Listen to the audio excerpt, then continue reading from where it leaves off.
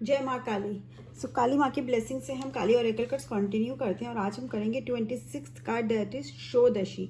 शोदशी जो शोदशी गॉडेस है वो एक फर्टाइल एंड क्रिएटिव एस्पेक्ट है ललिता त्रिपुरा सुंदरी गॉडेस का, राइट। अगर हम कार्ड देखते तो इट्स रेड इन कलर, अगर आप देखोगे ना तो शी इज रेड कलर में है। तो रेड कलर बेसिकली क्या अट्रैक्शन का होता है, मैग्नेटिज्म का होता है।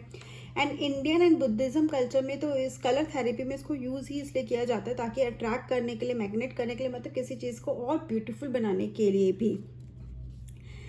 अगर ये कार्ड रीडिंग में आ रहा है तो क्या रेड कलर और क्या इंडिकेट करता है, रिमेंबर डिजायर्स को भी इंडिकेट करता है, ठीक है हमारे। तो अगर ये कार्ड हमारी रीडिंग में आ रहा है तो वो इंडिकेट क्या करेगा कि डिजायर्स होना में कोई बुराई नहीं। इनफैक्ट जितने डिजायर्स हों हमारे, उतना हमारी ग्रोथ के लिए अच्छा होगा।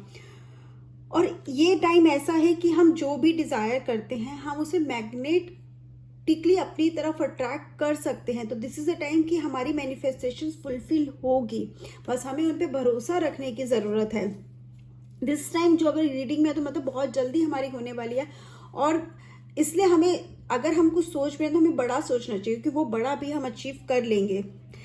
एंड ना डिज़ायर्स को कहीं ना कहीं अगर हम रिलीजियस कन्वेंशनल सेंस में देखें ना तो इतने ज़्यादा नहीं दी गई। इनफैक्ट कभी कभी गलत भी माना गया, ऐसा माना गया कि शायद हम कुछ गलत कर रहे हैं।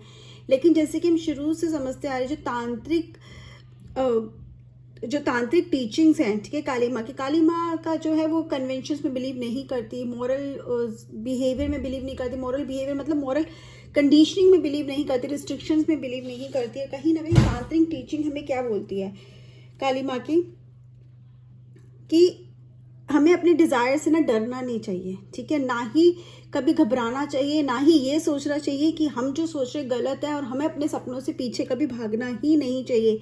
इनफैक्ट ये सपने ही हैं हमारा पैशन ही है जो हमें स्पिरिचुअली ग्रोथ देता है।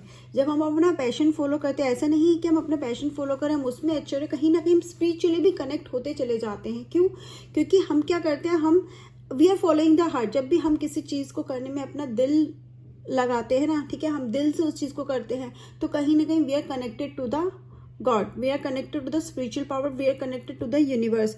और ये जब हम अपनी फोकस करते हैं अपने डिज़ायर्स पे, तो क्या सिर्फ डिज़ायर्स पे फोकस करना मतलब हमने कुछ सोचा, हमें मिल गया, हम उसके पीछे भागे, अपनी मेहनत के में मिल गया, लेकिन वो हमें और क्या क्या दे देता है और हमें उसके लिए क्या क्या रिक्वायरमेंट है हम ये नहीं देखते।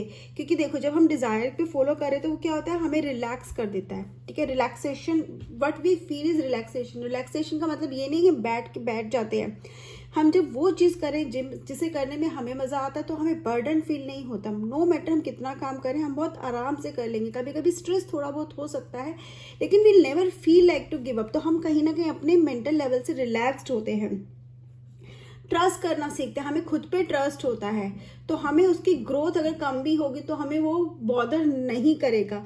दूसरों पे भरोसा करना सिखाता है। जब हम अपने पैशन को फॉलो करते हैं, जब हम वो चीज़ करते हैं जो हम करना चाहते हैं, इंजॉय करते हैं हम उसे, उसमें हमें खुशी मिलती है, वी फील डिलाइटेड। एंड एक ब्लिस ऐसी फीलिंग होती है ना जो आप एक्सप्रेस नहीं कर सकते। मतलब एक प्योर एंड ट्रू हैप्पीनेस जिसे बोलते हैं ना, you feel that when you follow and when you do what you actually want to do. क्या ये सब बस इसीलिए हमें डिज़ायर फॉलो करना चाहिए? नहीं, इसके साथ साथ और बहुत सारी चीज़ें हम सीखते हैं और हमारी वो जर्नी का पार्ट बन जाते हैं, हमारी पर्सनैलिटी का पार्ट बन जाते हैं। और उसके बगैर हम अपने पैशन को फुलफिल भी नहीं कर सकते। वो क्या है? वो है discipline, commitment, determination, focus and a positive attitude. ये सब हमारी पर्सनैलिटी का कहीं ना कहीं पार्ट बढ़ जाता है। इनके बिना, इन ट्रेड्स को अपने अंदर लाए बिना हम अपने पैशन को फुलफिल नहीं कर सकते। और यही ट्रेड्स है जो हमें इनकरेज करते हैं कि हमें वो करना है जो हमें उसमें आगे बढ़ना है। अब क्या होता है कि जब हम ऐसा कुछ होता है ना, हम कुछ कर भी रहे हैं, हम कुछ कर रहे हैं जो हम एक्चुअली चाहते हैं करना, तो हम गिव अप नहीं करते। और हम कहीं ना कहीं गिव अप कर भी नहीं सकते जब तक हम कुछ अचीव ना कर ले। कहते हैं ना, कभी कुछ छोड़ना भी हो ना, तो जब हार जाओ तो उस चीज़ को मत छोड़ो तब जब आप उसमें बहुत अच्छा कर रहे हो, क्योंकि वो गिव अप नहीं कहलाता, फिर वो आपकी चॉइस कहलाता है। और जब आप अपना पैशन फॉलो करो तो ऑब्वियसली आप गिव अप नहीं करोगे, और आप गिव अप कर भी नहीं सकते क्योंकि कहीं ना कहीं हमें प्रूफ भी करना होता है कि वी कैन डू इट। और जब हम सक्सेस मिलती है तो क्या होता है, हम सक्सेस मिलते हैं, हम रुक जाते हैं, हमें खुशी होती है बस। लेकिन जब हम सक्सेस मिलती है ना, हम खुश तो होते ही हैं, ठीक है, और लोग भी समझ जाते हैं हमारी वैल्यू। लेकिन उसके साथ साथ क्या होता है ना, जब एक पौधा लगता है ना तो उसके साथ क्या होता है ना, उसके बीच से और पौधे भी शुरू होते हैं। तो इसी तरह से जब हम एक कुछ अचीव कर लेते हैं तो हमें समझ में आ जाता है दूसरा कुछ भी, कि हम ये भी कर सकते हैं, सीड ऑफ हमारी अदर एबिलिटीज़ का, ठीक है, उसको आगे लेके जाने का। तो एक चीज़ को करते करते हम उसमें बहुत आगे निकल जाते हैं, हम नई नई अचीवमेंट्स करते रहते हैं, और शायद हम एक लेवल पे ब्रेक थ्रू जिसे बोलते हैं ना, हमें वो मिल जाता है, हम बहुत अच्छे लेवल पे पहुंच जाते हैं। शायद हम एक ऐसा कुछ क्रिएट कर लेते हैं जो हम लोगों को भी हेल्प कर सकते हैं, जो लोग उस फील्ड में, ठीक है, लेट्स से स्पिरिचुअलिटी भी, तो अगर लोग स्पिरिचुअलिटी में भी आगे बढ़ना चाहते हैं और हमने स्पिरिचुअलिटी में कुछ ब्रेक थ्रू कर लिया, हम उस लेवल पे पहुंच गए, हमने बहुत कुछ अच्छे से समझ लिया है, तो वो हमारी टीचिंग्स, हमारी नॉलेज, हमारा विजडम, हमारा एक्सपीरियंस बहुत लोगों को काम आ सकता है, उनको हेल्प कर सकता है आगे बढ़ने के लिए। अब जब हम विजडम की, इंटेलिजेंस की बात करते हैं तो यहाँ पे ना हमेशा एक चीज़ बीच में आए थे, वो थी एज फैक्टर। तो ये कार्ड हमें बहुत अच्छा मैसेज देता है। वो मैसेज ये है कि कभी भी किसी की भी एबिलिटी या उसके टैलेंट को उसके एज से जज नहीं करना चाहिए, ठीक है। ये मत समझो कि अगर आपकी एज कम है तो आप वो नहीं अचीव कर सकते जो आपसे 10 साल या 20 साल बड़े ने अचीव कर लिया। होता है ना कि अगर कोई 20 ईयर का बच्चा वो कुछ कर रहा है, लेकिन एक 40 ईयर का पर्सन जिसने शायद अपनी एट द एज ऑफ 40 वो अचीव किया, तो उसको लगता है 20 ईयर का बच्चा क्या कर पाएगा, उसको क्या नॉलेज है। ऐसा नहीं है। विजडम का, इंटेलिजेंस का, टैलेंट का एज से कोई लेना देना नहीं है, क्योंकि जो क्वालिटीज़ होती है ना, जो पैशन होता है, जो आपकी वैल्यू है, जो आपका टैलेंट है, वो आपके अंदर है, ठीक है। वो कुछ लोग एज के साथ एक्सपीरियंस करके सीखते हैं, कुछ लोग शुरू से ना, कहते हैं ना, गॉड गिफ्ट की तरह उसको लेकर आते हैं, एक्सप्लोर करते हैं और उसको और बहुत एक अलग लेवल पर भी लेके जाते हैं। एंड अगेन हमें ना किसी ने क्या बोला, ठीक है, कौन कैसा दिख रहा है, कौन क्या कर रहा है, फेस वैल्यू पे ना ही किसी को जज करना, ना ही किसी को खुद को जज करने देना है। हमें अगर किसी को समझना है तो ये समझना है कि उस पर्सन में काबिलियत क्या है, और अगर कोई हमें भी जान रहा है तो हम ये मेक श्योर करें कि हम उस पर्सन को समझ जाए जो हमें हमारे टैलेंट की वजह से समझ रहा, हमारी स्किल की वजह से हमारी वैल्यू करेगा, कि जो फेस वैल्यू पे फोकस करेगा, ठीक है, या फिर जो आपकी पोजीशन पे फोकस करेगा, आपके एक्सपीरियंस पे फोकस करेगा, तो वो आपको शायद उतना समझ नहीं पाएगा। लेकिन जो सिर्फ आपकी स्किल बेस पे, कि आप स्किल्ड हो, ठीक है, आपके अंदर टैलेंट है, उसके आपको अप्रिशिएट करेगा, उससे आपकी पहचान बनेगी। तो वो एक पहचान होती है, लॉन्ग टर्म आइडेंटिटी आपकी क्रिएट आप खुद के लिए करोगे। तो फेस वैल्यू से ना मेक श्योर कि आपको कोई जज करे, और ना ही आप किसी को उसके स्टेटस से या उसके क्या एज है उससे समझने की बजाय उसके अंदर क्या टैलेंट है उससे सीखो, ठीक है। तो ये मैसेज तो बहुत क्लियर है कि जो आर्ट है या फिर जो भी कोई स्किल है, वो उस पे एज का कोई लेना देना नहीं है, ना ही कोई कितना इंटेलिजेंट है वो एज से पता लगता है। इनफैक्ट कहते हैं ना, मैच्योरिटी भी एज के साथ नहीं आती है, आपकी लाइफ के एक्सपीरियंसेस के साथ आती है, how you deal in your life. बहुत लोग बहुत अच्छी एज के होते हैं, लेकिन उन्हें शायद नहीं पता होता लाइफ में डील कैसे करना है, लोगों से बात कैसे करनी है।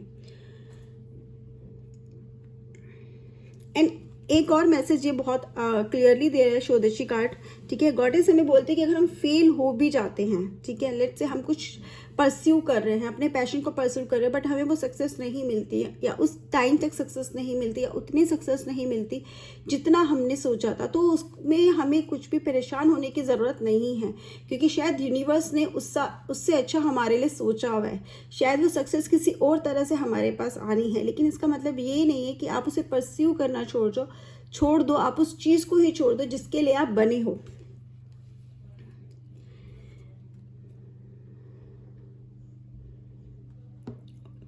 एंड ये कार्ड हमें हमेशा रिमाइंड कराता है कि हमें अपने विजडम पर, ठीक है, हमें अपने विजडम पे ट्रस्ट करना चाहिए, ना कि किसी ने क्या बोला उस पर ट्रस्ट करना चाहिए। कहीं ना कहीं आप वो मिल ही जाएगा, वो रीज़न भी मिल जाएगा आगे बढ़ने के, कि हम आगे क्यों बढ़ना चाहते हैं। एंड अगर ये कार्ड तब भी आता है जब हमारी सोल को ना डीप क्लेंजिंग की ज़रूरत होती है। डीप क्लेंजिंग की हमें ज़रूरत कब पड़ती है, क्योंकि शायद हमें किसी ने बहुत क्रिटिसाइज़ किया है, हम बहुत ज़्यादा पास्ट में हर्ट हो चुके हैं, रिकवरी की ज़रूरत हमें, तब रिकवरी की ज़रूरत है। तो ये कार्ड भी आता है क्योंकि ये श्योर कर रहा है कि वो रिकवरी अब आपको मिलेगी, और जितने भी एक्सपीरियंसेस की वजह से आपको जज किया गया है, ठीक है, शायद आपको बुली किया गया, आपके साथ बहुत बुरा बिहेव किया गया, आपके साथ गलत बातें बोली गई हैं, लेकिन अब वो सब आपका हीलिंग पर है, ठीक है। यू विल बी हील्ड, क्यों? क्योंकि गॉडेस की ब्लेसिंग्स आपके साथ है। एंड कहीं ना कहीं वो कंफ्यूजन का पाथ, वो अगलीनेस का पाथ या वो एंजाइटी का पाथ अब क्लियर होगा। And now you will get to walk on your path. आप अपने पैशन, अपने पाथ पे आपको वो मौका मिलेगा चलने के लिए।